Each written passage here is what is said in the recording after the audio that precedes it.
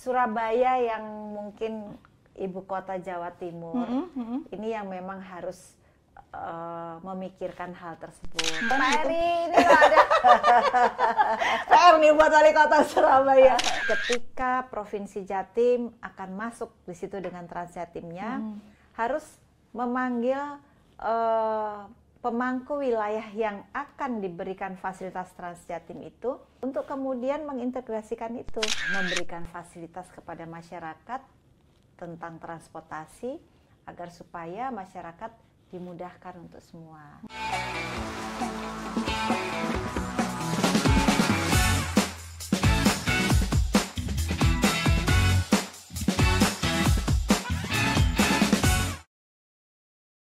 Ibu, assalamualaikum. Waalaikumsalam warahmatullahi. Cantik sekali. Mbak Komeng juga gitu, seger banget kayak habis berenang. Kita ketemu lagi, Bu ya. Iya, alhamdulillah. Alhamdulillah.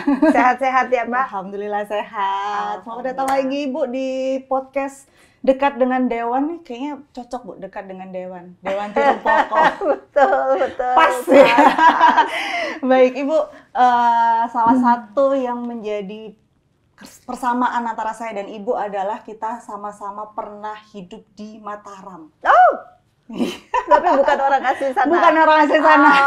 Sama kan numpang lewat, numpang lahir, numpang. Enggak sih, Bu. Kalau saya lebih ke keluarga besar itu ada di sana gitu. Sebenarnya aslinya papa itu Bojonegoro. Bukan. Aslinya Bojonegoro. Kemudian kakak yang nomor 2 dari papa ini menikah dengan orang Mataram dan akhirnya semuanya diboyong ke Mataram. Tapi sejak saya lahir, saya sudah nggak pernah mudik ke Bojonegoro gitu.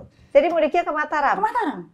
Masya Allah, berarti suka pelecing. Iya dong, tahu Mataram itu enak sekali. Ya, Masya Allah. Oke. Yang menjadi persamaan kita ya, Bu ada ya. benang merahnya ternyata. Ada. Semoga nanti saya bisa jadi anggota dewan, gimana, Bu? Amin. Sangat cocok sudah. Insya Allah, paling ya, Bu, ya. Bicaranya sudah pinter. Gitu ya. Tinggal fokus ke yang lain-lainnya aja. Amin. Bu, kalau kita ngomongin soal Mataram, saya paling sering naik Cidomo kalau di sana. Dulu sudah ada belum sih, Bu? Cidomo waktu Ibu di Mataram itu? Kayaknya ya sudah, tapi masih satu dulu yang saya ingat itu Cikar, Dokar. Apa bedanya? Bukannya sama aja, Bu? Kalau Cikar itu biasanya yang dibuat barang-barang, sapi yang narik. Iya. Terus kalau Dokar itu kuda buat orang. Dulu kalau Dokar itu kan yang bannya kecil itu. Kalau Cidomo kan yang bannya besar itu kan ya? Kalau Cikar bannya itu kayu keras gitu. Iya. Tapi kalau Dokar itu ban yang biasanya begitu ya, Bu ya. Berarti hampir sama kayak yang di Jogja. Oh iya kan ya, Bu ya. Tapi dulu sih lebih sederhana. Sekarang kan sudah bagus-bagus ya. Iya, karena dulu saya terakhir di Lombok itu, saya bilangnya Lombok bukan Mataram. Lombok. Itu tahun 70-an. Oke. 70 sekian. Jadi saya kan bisa dia. Makanya Mbak Komeng masih di awang-awang, masih direncanakan. Tapi di masa itu alat transportasi di sana apa, Bu? Saya karena masih kecil ya, Mbak. Dan kebetulan kami itu di sebuah kompleks perumahan yang ketika sekolah itu ada fasilitasnya. Udah ada kayak antar jemputnya gitu. Jadi kita nggak tahu sama sekali harus umum. Tapi yang saya tahu, saya lihat di jalan itu ada Cikar, ada Dokar. Gitu. Oke, belum ada kayak di Surabaya, mungkin belum ada Bemo dan belum ada jauh. Ya, masih tahun itu saya lahir tahun 62, tahun 70 sekian lah saya sudah keluar dari Lombok. Oke. Gitu. Kemudian akhirnya pindah ke Manado sampai lulus SD. Sampai lulus sampai SMP. Oh, sampai SMP. Ya. Terus kalau di sana angkutan umumnya Bemo. Di Manado? Oto, iya di Oto. Bemo, iya. Oke. Iya. Gimana sih, Bu, ceritanya kok sampai di Mataram, lahir sampai kelas 3 SD, kemudian pindah ke Manado? Ya ikut ayah ya, karena ayah bertugas di situ. Ya, akhirnya berpindah-pindah. Tapi kalau dulu Di zamannya Ibu kayak belum ada pesawat ya, Bu ya? Oh sudah. Oh sudah? Oh sudah? Sudah, justru ayah saya pengelola bandara. Oh, oke. Gitu. Berarti dari lumayan ini ya, apa namanya, nggak repot banget lah dari Iya, Mataram, dari Lombok ke walaupun Manado. seminggu, kalau di Lombok itu seminggu pesawat yang ke Surabaya, terus ke Jakarta, itu boleh dibilang seminggu sekali, bahkan 2 minggu sekali gitu. Belum Masih. setiap hari kayak Belum sekarang. setiap hari. Dengan Oke. pesawat baling-baling ya. Iya. Baling-baling bambu. Iya. Kemudian akhirnya pindah ke Jakarta. Ya, Jakarta saya SMA, di SMA Negeri 1 Budi Utomo yang terkenal SMA Budut. Iya. Itu saya di situ sampai selesai, kemudian melanjutkan kuliah juga di Jakarta. Oke. Nah, di Jakarta zaman itu transportnya masih saya yang lintasan rumah saya itu masih Metro Mini. Oh, oke. Metro Mini saya tahu sih, kalau Metro Mini yang di Jakarta tahu sih. Sekarang kayaknya udah nggak ada, iya. Tapi saya sempet tahu gitu. Ya, Metro Mini yang orange itu, ya itu. Gitu. Terus kemudian pindah ke Surabaya berarti tahun berapa, Bu? Saya pindah ke Malang. Oh, langsung ke Malang. Karena menikah tahun 85. Terus saya pindah ke Malang. Dan di tahun itu transportasi umum yang ada di Malang apa? Bemo juga. Oh, Bemo juga. Iya, Bemo juga yang sekarang juga sudah nggak ada. Oke. Habis itu baru mikrolet. Apa bedanya, Bu? Kalau Bemo itu kan yang roda 3.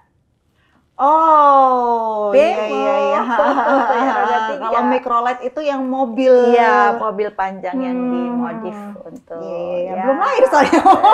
Aduh. Belum lahir jadi berbahagialah saya generasi yang mengalami banyak. Iya. Tapi dari sekian banyak transportasi umum, mulai dari Ibu tinggal di Lombok, Manado, dan sampai akhirnya di Jakarta, di Batu gitu. Apa transportasi umum yang paling sering Ibu naiki atau paling suka deh, favoritnya? Beca. Oh, beca. Tadi nggak diceritain beca ya. Tadi nggak diceritain beca. Di Lombok nggak ada beca. Iya, di Lombok nggak ada beca. Di Manado nggak ada beca. Jadi di Jawa baru. Kalau di Jakarta saya yang paling seneng naik bajai. Oh, bajai. Ya. Kalau di Malang saya paling seneng naik beca. Oke. Di Jakarta nggak ada becak? Ada kan? Ada. Cuman tapi kan nggak banyak ya. Ya, di Lebih bajai banyak lebih bajainya. bisa ini bajai lah. Iya. Aduh, naik bajai itu rasanya. Nah, tapi sekarang ada yang sudah suaranya halus, sekarang pakai gas. Oh, nggak ngerti saya. Iya.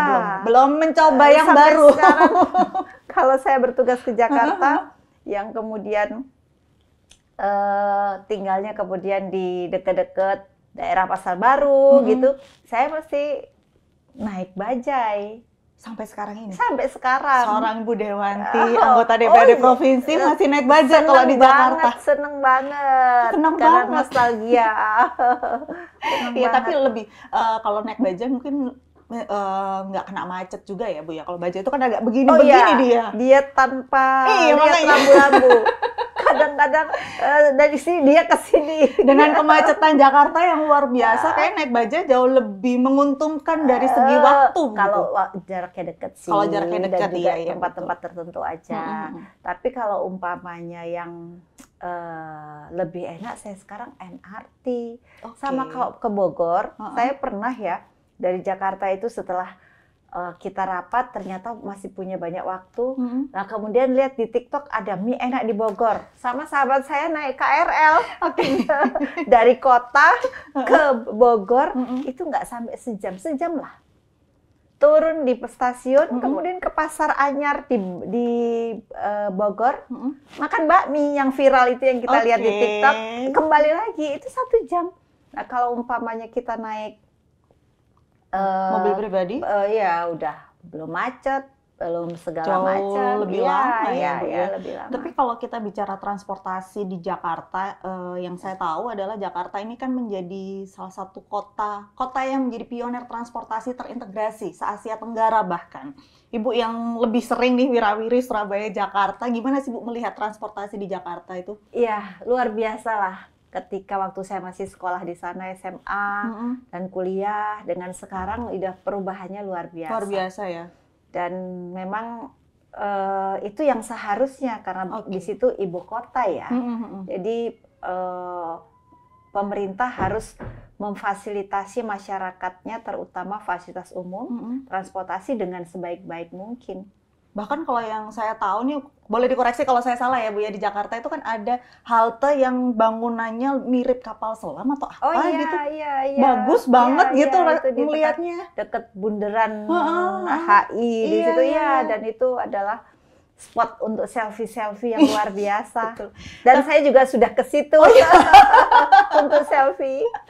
Tapi kalau misalkan kita lihat perkembangan Jakarta yang dulu ya Bu ya, pada saat Ibu masih sekolah dibandingkan dengan Jakarta yang sekarang dengan perkembangan transportasi umum yang berkembang sangat pesat di Jakarta, menurut Ibu transportasi umum di Jakarta ini apakah sudah cukup membantu masyarakat Jakarta? Karena kalau yang saya lihat ya sebagai warga Surabaya yang jarang ke Jakarta, kayak masih ada kemacetan gitu di Jakarta. Padahal transportasi umum juga sudah banyak sekali, dan stasiun-stasiun ketika rush hour juga, wah luar biasa sekali tuh, orang-orang berebut masuk ke kereta dan segala macam, halte juga. Gimana menurut pendapat Ibu? Iya, karena memang kan baru beberapa tahun terakhir ini pembangunan transportasi di Jakarta yang terintegrasi kan, walaupun belum semua bisa dilakukan ya, belum sempurna. Sehingga mungkin dibandingkan dengan penduduk yang apalagi ya ketika rush hour itu hari kerja kan bukan hanya orang Jakarta yang bergerak. Betul. Tetapi kan orang dari sekitar Jakarta. Sehingga itu yang membuat sampai sekarang mungkin dirasa belum mampu menjawab masalah kemacetan. Tapi alhamdulillah saya dengar Gubernur Jakarta sekarang Pak Pramono Anung ada kebijakan tiap hari ASN-nya semua diminta untuk naik kendaraan umum, yang itu ternyata menjadikan prosentase penurunan kemacetan itu ada. Karena berapa ribu orang itu tuh luar biasa.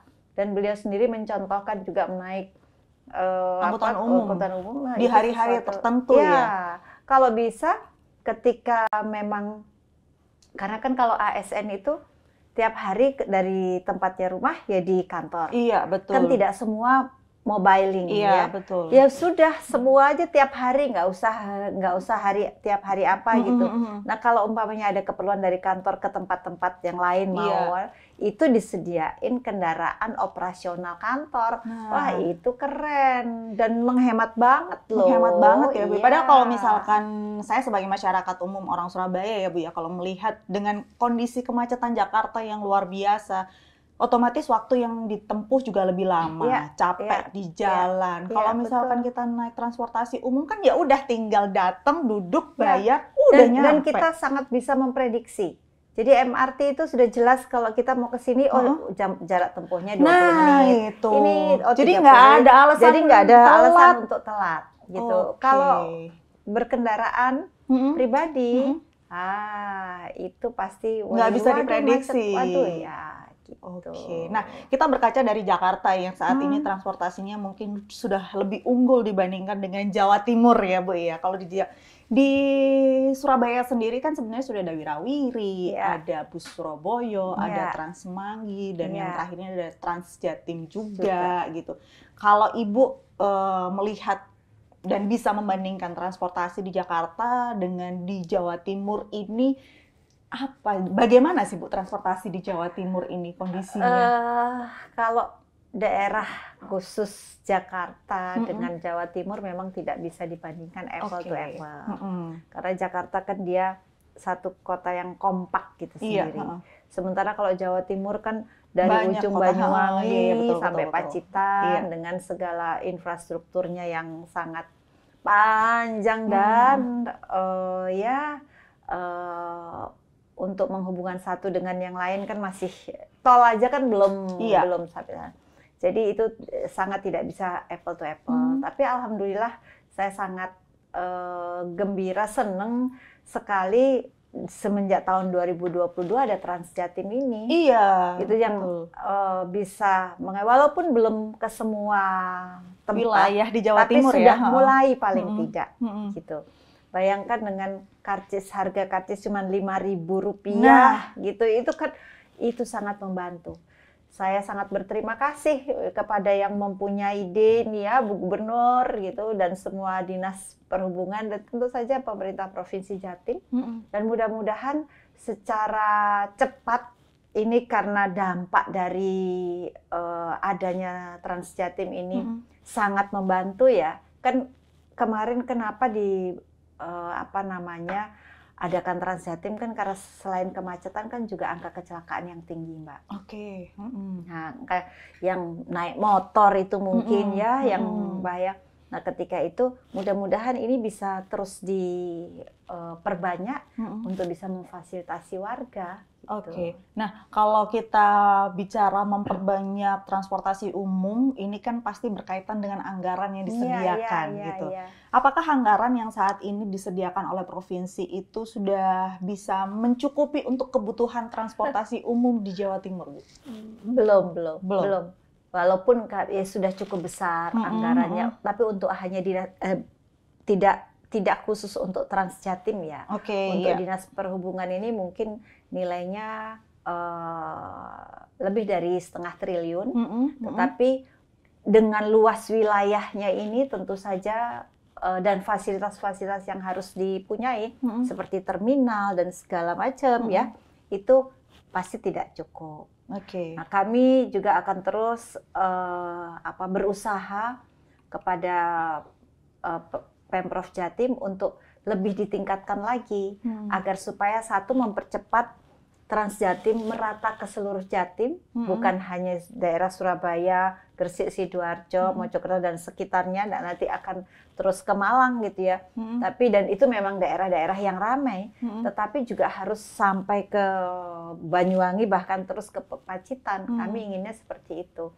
Kita kan memang tidak melulu soal profit ini.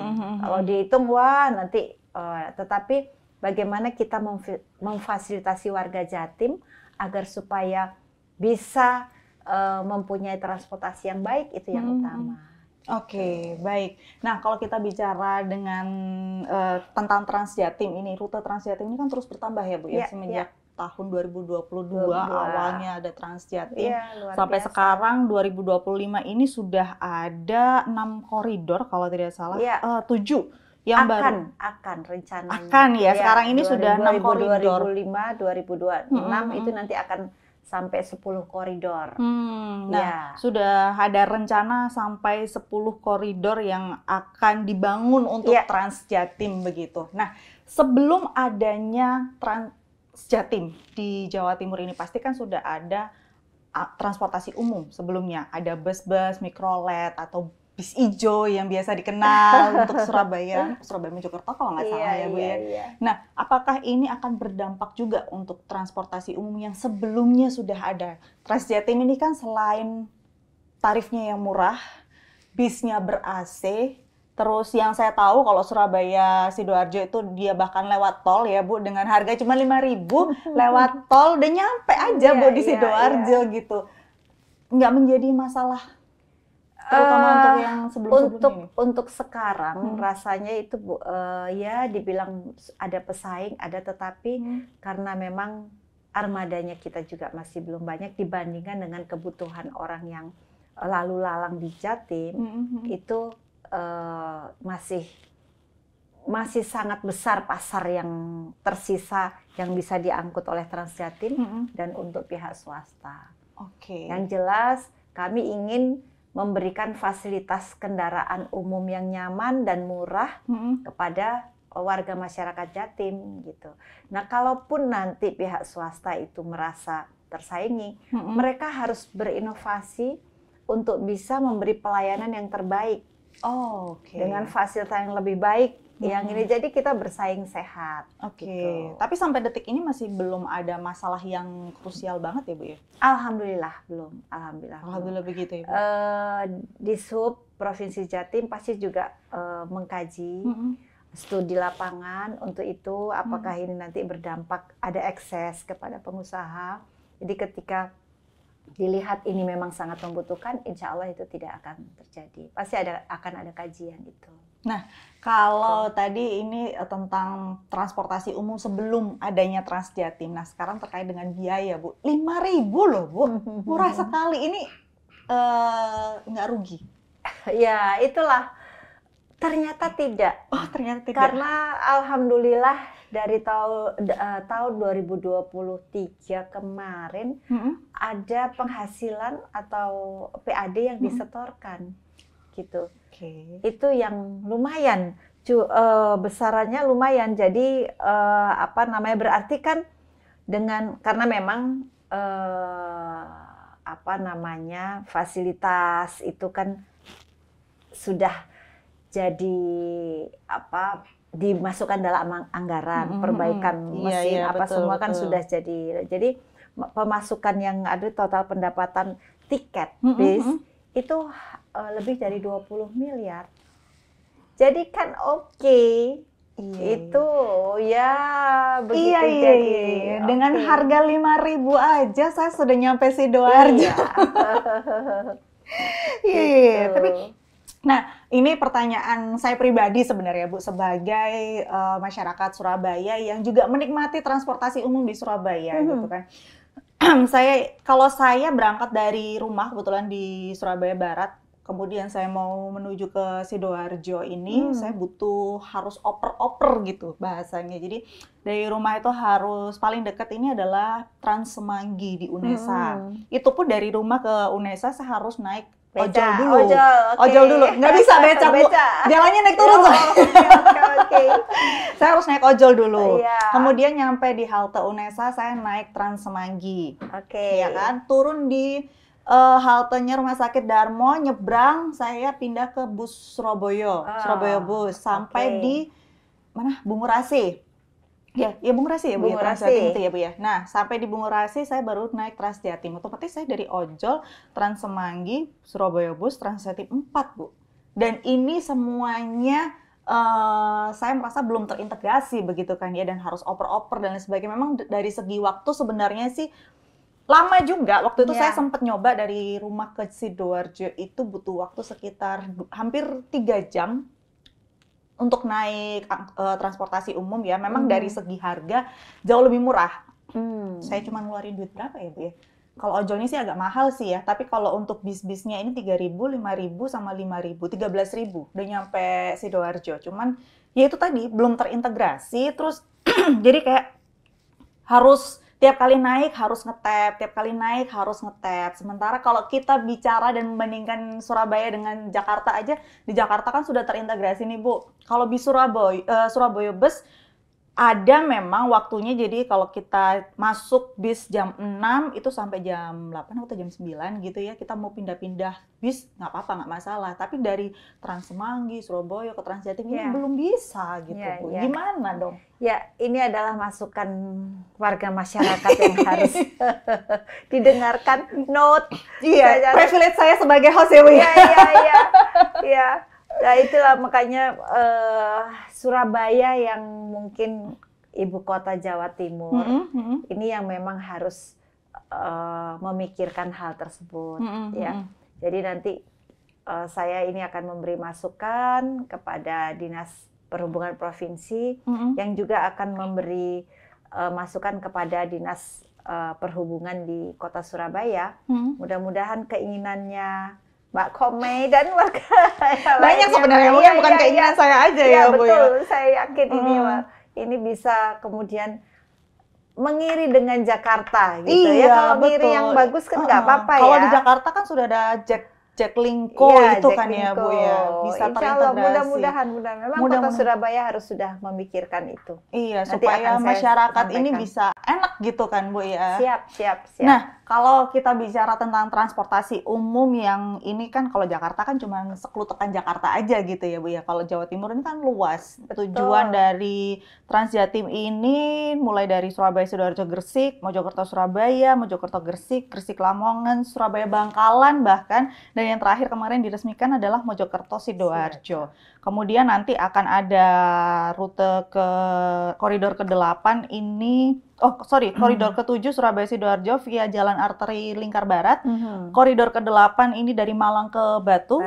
Sementara nanti di 2026 ada koridor ke-9 Malang Raya dan koridor ke-10 ini aglomerasi di Kediri Raya begitu kan. Nah, tujuan dari Transjatim ini kan rata-rata menuju ke tempat-tempat yang menghasilkan devisa yang lumayan juga. Apakah dengan adanya Transjatim ini juga mempengaruhi perekonomian atau penghasilan devisa dari kota tujuan tersebut, Bu? Saya rasa secara otomatis seperti itu. Karena banyak teman-teman yang datang ke Malang Raya umpamanya itu ke Malang. Itu mau naik kereta api, naik bis, naik pesawat, dia kan tidak punya kendaraan sendiri. Iya, betul. Nah, ketika ada transportasi ini yang bisa memberikan fasilitas kepada mereka keliling untuk ke Malang Raya, ke Batu, itu pasti akan berdampak ekonomi. Jadi mereka sudah sekarang gampang kok di sana sudah jadi betul. Tidak usah mengeluarkan anggaran lebih besar lagi. Nah, otomatis seperti itu akan terjadi. Itu akan jadi perhitungan atau pemikiran bagi orang-orang yang mau ke satu daerah yang mempunyai fasilitas. Jadi kalau sekarang misalkan masyarakat ini mau datang, kalau sekarang sih belum ya, mungkin nanti kalau sudah diresmikan nih ya, mau jalan-jalan ke Malang tapi belum punya kendaraan pribadi, nggak usah bingung begitu kan ya Bu ya? Gitu. Mulai dari stasiun kereta api langsung sudah bisa ke Batu, seperti itu. Nah, dengan apakah nantinya Transjatim ini juga bisa menjangkau wilayah se-Jawa Timur, Bu? Kalau kita bicara Jawa Timur itu kan luas sekali. Iya, insya Allah. Jadi begini, makanya ini kan tahun 2022 kan baru dimulai startnya. Iya, berarti baru baru 3 tahun ya, Bu? Baru 2 tahun masuk ke 3 tahun.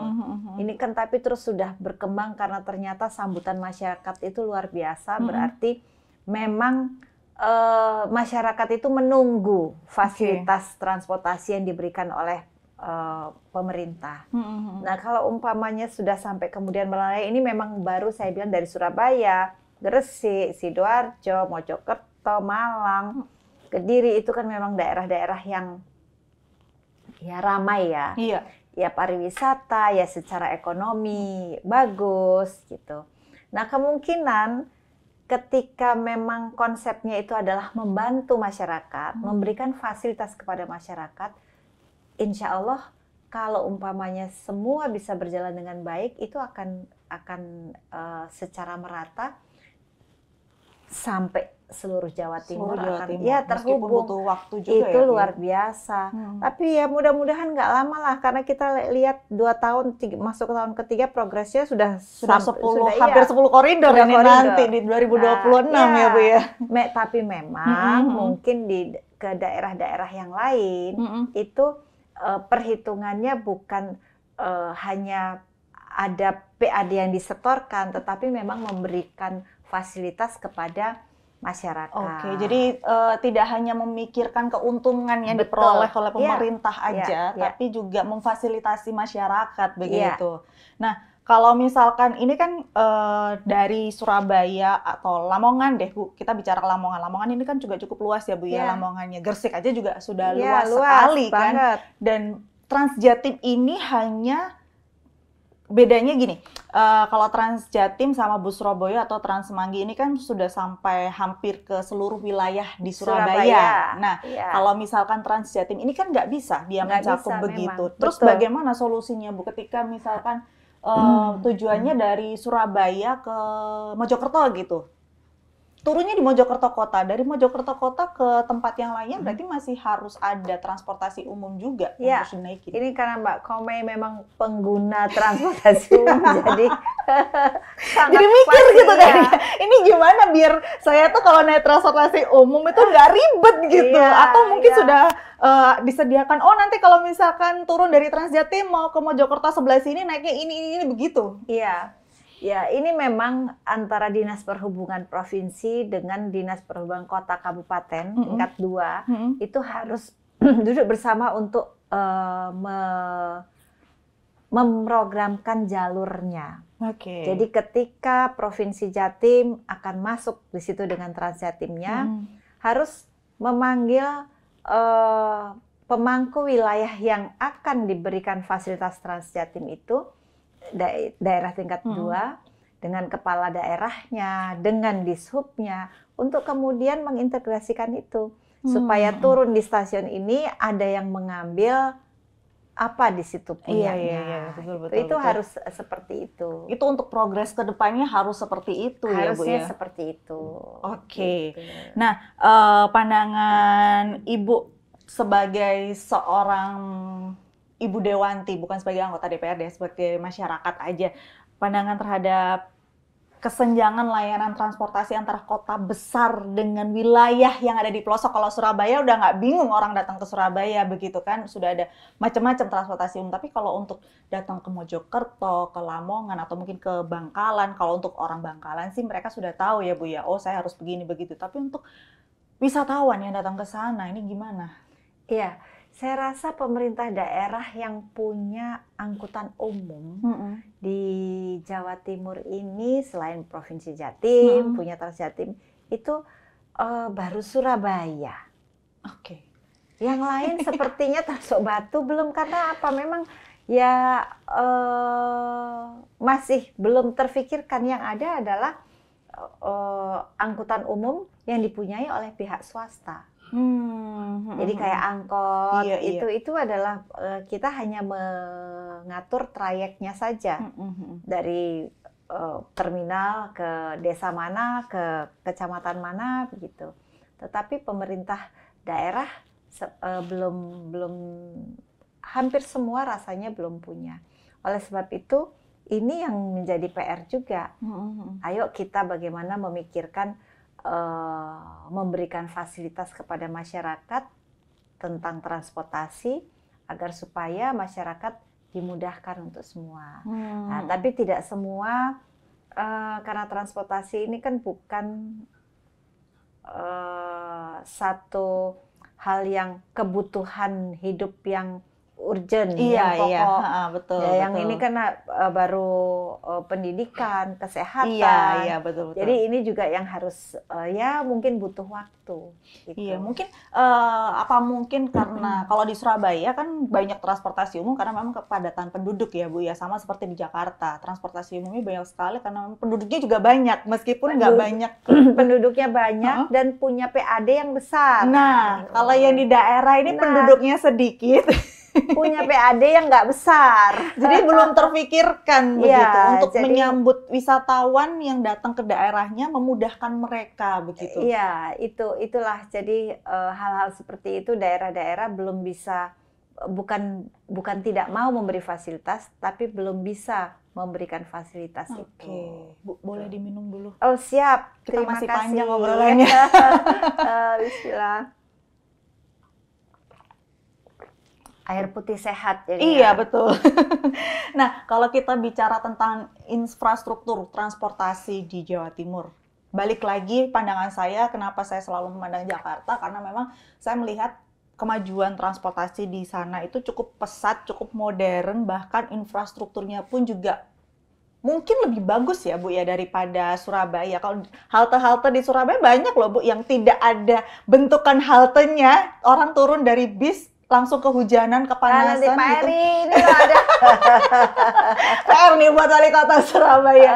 Nah, kenapa saya memandang Jakarta itu karena memang kayak Transjakarta itu kan bahkan sudah dibuatkan halte khusus untuk Transjakarta. Sementara di Surabaya aja haltenya bis Surabaya dan Trans Semanggi ini belum semuanya dibuatkan halte khusus. Kadang cuma ada palang gambar bis aja gitu, nggak ada bangunan haltenya. Jadi orang turun tuh bisa langsung kehujanan, bisa langsung kepanasan begitu. Ini bagaimana tentang pembangunan infrastruktur transportasi? Karena kan transportasinya mungkin udah bagus, tapi haltenya ternyata tidak mendukung fasilitasnya. Ya. Iya, jadi orang kayak males gitu kalau pas hujan naik bus, turun dari bus kehujanan, ya udah nggak usah. Sedia gitu. payung sebelum hujan.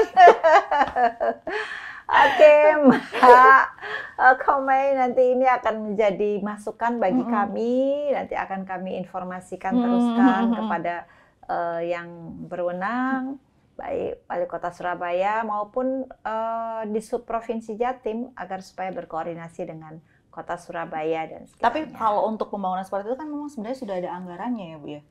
Kalau itu sudah diprogramkan, direncanakannya ya pasti ada. Pasti Tapi ada. kalau nggak belum ada Oke. programnya, belum direncanakan ya belum ada. Gitu. Jadi kan tergantung perencanaannya. Berarti nggak gini, maksud saya tidak, kalau misalkan Trans Jatim ini ada rencana untuk koridor 7 sampai 10, pada saat mengadakan koridor 7 sampai 10 ini apakah sudah beriringan juga memikirkan haltenya? Oh ya, pasti. Kalau itu pasti. Karena kan ini antar kota ya. Oke. Jadi pasti kita akan menuju terminal-terminal yang sudah dipunyai oleh pemerintah Provinsi Jatim, Mbak. Jadi itu akan di situ dia. Oke. Gitu. Jadi sudah beriringan begitu ya Bu ya, Beriringan, pembangunan koridor juga Betul. fasilitas penunjangnya. Betul. Nah, untuk kedepannya apakah DPRD Provinsi Jawa Timur ini juga akan mendorong digitalisasi transportasi seperti tiket elektronik? Seharusnya dengan kemajuan zaman harusnya harus seperti itu agar supaya memudahkan untuk semua. Tapi kan memang sekarang ini masyarakat kita yang di daerah itu kan belum terbiasa. Okay. Orang yang punya e-money itu adalah orang-orang yang biasa masuk tol, ya, seperti itu. Betul. Karena di daerah kan baru itu yang berguna kan baru itu. Iya. Lain dengan di Jakarta. Iya. Di Jakarta kan semua mau masuk ke MRT harus pakai e-money itu nah ini juga harus mungkin pelan-pelan itu akan sampai ke sana. Nah, salah satu yang menarik dari Trans Jatim ini dibandingkan dengan transportasi umum yang lainnya adalah di Trans Jatim ini bisa menerima pembayaran tunai dan non-tunai. Iya. Kalau di transportasi umum yang sudah saya sebutkan tadi kayak Bus Surabaya, Trans Semanggi dan sebagainya itu nggak bisa. Cuma Trans Jatim loh Bu yang kayak gini. Iya, makanya karena itu tadi Mbak. Karena kalau di Surabaya kan ya identik sudah kota, seperti di Jakarta gitu. Masyarakatnya sudah modern sudah ya. Modern, sudah ada e-money itu sudah di tangan. Nah, kalau orang daerah kebanyakan semua itu kebanyakan masih cash gitu ya. Jadi akhirnya ya Trans Jatim itu tergantung situasi. Tapi insya Allah lama-lama ketika sudah terbiasa pemerintah kan lebih masyarakat dengan e-money karena itu kan memudahkan. Iya. Tidak usah pegang uang atau lagi nggak ada kembalian susu nggak ada susu itu kan daunnya duit cilik Mbak gitu kan. Nah, itu saya rasa ke depan semua sudah harus seperti itu. Nah, kalau kita bicara Trans Jatim sendiri untuk saat ini ada nggak sih Bu Trans Jatim yang sifatnya itu lebih premium gitu, luxury bus gitu, ada nggak Bu? Ada, iya. Jadi walaupun jumlahnya masih sedikit, dan di daerah masih tertentu, dan itu sebagai uji coba. Gitu. Jadi ada yang luxury dan luxury. Untuk trayeknya juga sama koridor 1 Iya, sama.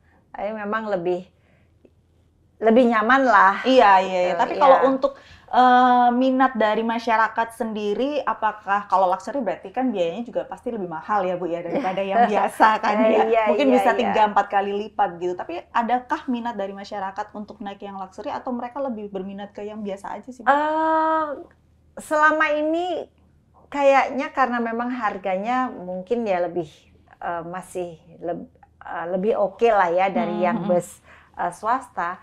Ini ya cukup oke, walaupun karena mungkin masih sedikit juga ya jumlahnya. Ya. Jadi tetap ada minat dari masyarakat. Ya. Tapi memang belum banyak ya. Mungkin juga belum banyak yang tahu kalau ternyata Trans Jatim ini ada yang luxury-nya gitu. Betul. Dengan tarif kalau nggak salah kemarin saya baca 15.000 atau 20.000 gitu. Lumayan lah Bu. Iya. Kalau nggak mau bedaknya luntur gitu ya kan.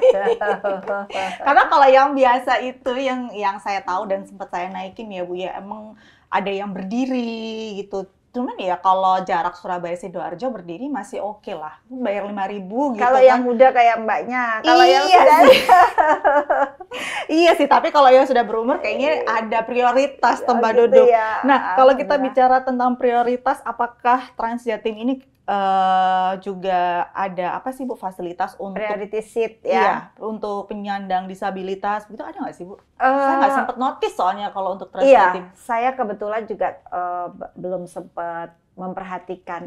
Jadi tapi semua sekarang ini harusnya ada. Harusnya ada. Ya, paling tidak ada 2 seat gitu dan kalaupun tidak ada, saya rasa masyarakat Jawa Timur yang harus sangat paham gitu ketika ada orang-orang yang sepuh, yang berkebutuhan khusus gitu ya sebaiknya didahulukan. Iya, ya. Kita sebagai masyarakat harus lebih empati begitu ya Bu. Betul. Nah Bu, apakah ada langkah konkret nih Bu dari pemerintah maupun pemerintah provinsi maupun daerah dan juga kota ya untuk bisa menjadikan transportasi umum ini bukan sebagai transportasi utama ya, tapi lebih ke mengalihkan masyarakat untuk ayo naik transportasi umum aja. Karena dengan naik transportasi umum ini banyak sekali loh keuntungannya. Mulai dari mengurangi kemacetan, polusi juga, semakin banyak kendaraan, kecelakaan. Ada nggak Bu langkah konkret? Saya berpikiran bahwa ketika pemerintah sudah memberikan fasilitas yang sebaik mungkin punya, insya Allah akhirnya itu yang akan terjadi. Nah sekarang kenapa masyarakat masih lebih baik naik kendaraan pribadi, apalagi sepeda motor, gitu karena merasa fasilitasnya masih belum memadai. Nah ini yang menjadi PR pemerintah gitu. Ketika semua sudah ada banyak bus, dimanapun ada koridornya sudah lengkap ada semua, insya Allah pasti itu beralih ya Bu ya. Karena kalau kita bicara dari sisi ekonomi aja jelas lebih ekonomis kan naik transportasi umum. Cuman balik lagi dari fasilitas ya. Ya satu itu dan sebetulnya lebih sehat lah juga kalau naik kendaraan umum Mbak. Pasti kan jalan sedikit dari rumah. Oh iya. Pasti nggak mungkin itu bisnya berhenti di depan rumah. Iya. Jadi yang mager-mager jadi agak olahraga sedikit. Yang gendut-gendut biar agak kurusan ya. Kayaknya yang gendut-gendut ini harus nih. Bu, terakhir Ibu harapan dari Bu Dewanti sendiri tentang transportasi di Jawa Timur, bukan hanya terlebih dari Trans Jatim juga ya, tapi lebih ke transportasi di Jawa Timur ini untuk masyarakat, apa sih Bu harapannya? Iya, saya berharap itu ya paling tidak usah seperti tetangga sebelah Singapura yang luar biasa sudah agak jauh kayaknya Bu. Larinya harus maraton gitu ya. Tapi paling tidak satu pemerintah itu bisa memfasilitasi masyarakat mengenai kebutuhan transportasi masyarakat itu dengan sebaik-baiknya, walaupun ini tidak mudah. Kedua, sebelum itu memang harus fasilitas jalan yang ada di Provinsi Jawa Timur maupun di kota-kota itu harus betul-betul disiapkan lebih dulu, sehingga itu terintegrasi dari jalan ke di desa, kecamatan, kemudian jalan kota, kemudian provinsi, itu yang akhirnya ketika fasilitas jalan itu sudah memadai, sudah bagus, sudah terintegrasi, jelas kemudian transportasi ini bisa diatur sampai ke tempat yang paling dekat kepada masyarakat. Nah itu butuh pemikiran yang luar biasa, butuh anggaran, dan butuh komitmen yang sangat baik dari pemerintah dan juga dengan stakeholder yang ada. Ya, semoga nanti kedepannya transportasi umum di Jawa Timur bisa lebih baik lagi. Ibu Dewanti juga bisa mungkin membantu ini nanti. Nanti saya juga akan komunikasi dengan Surabaya yang itu masukan bagus sekali demi kebaikan. Iya. Betul. Baik, terima kasih Bu atas waktunya. Kita ketemu lagi kapan-kapan ya Bu ya. Insya Allah. Yang penting sehat jadi biar bisa ketemu. Amin, Ibu juga. Terima kasih. Assalamualaikum.